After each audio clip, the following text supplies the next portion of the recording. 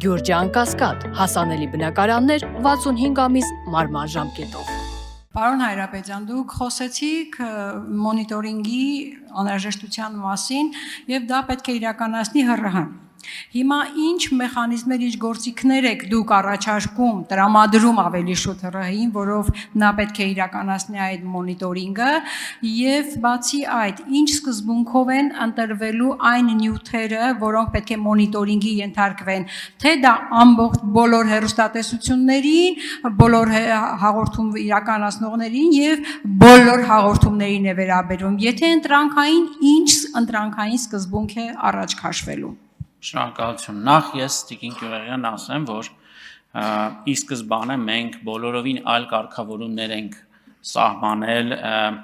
հեռարձակողի, բովանդակություն ստեղծողի կամ արտադրողի ընտրությամբ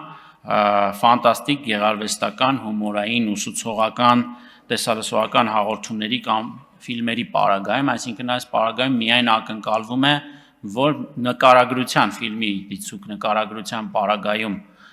բավարար կլինի, որ տեսանելի կերպով նշվի, որ օրինակ ԱԲ գործիքակազմ է կիրառվել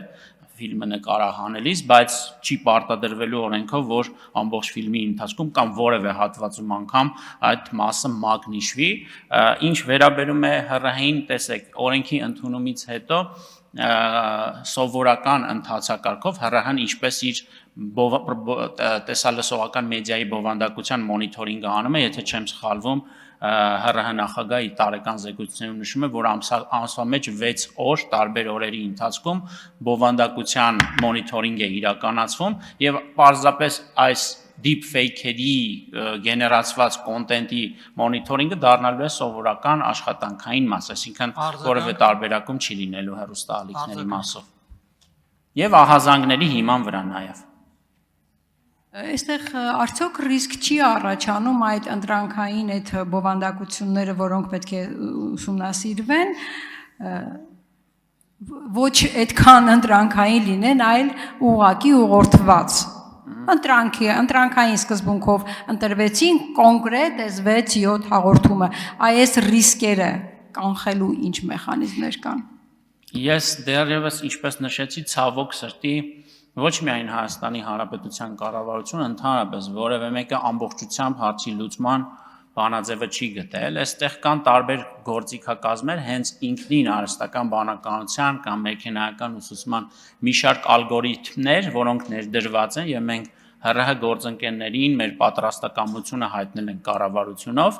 որ պատրաստ ենք ֆինանսավորել տարատեսակ թվային լուծումներ գնելու եւ համակարգերը ներդնելու, որովհետեւ նաեւ հասկանում ենք, որ առանց այդ լուծումները այլևս նոր տեխնոլոգիաների գեներացրած այս կամ այն ռիսկերը ՀՌՀ-ն ուղղակի ի վիճակի չի լինելու կանխելու, ինչպես նաեւ արդեն առանձին հայտադիմումների կամ ահազանգերի պարագայում միջազգային տարատեսակ փորձագիտական այս ոլորտում փորձագիտական մասնագիտացված խմբերի կամ ընկերությունների, որոնք լիցենզավորված գործունեություն են իրականացնում, պարզելու, հասկանալու կամ վավերացնելու արդյոք նյութը իրական մարդու պատկերն է, թե այն ԱԲ-ով գեներացված է։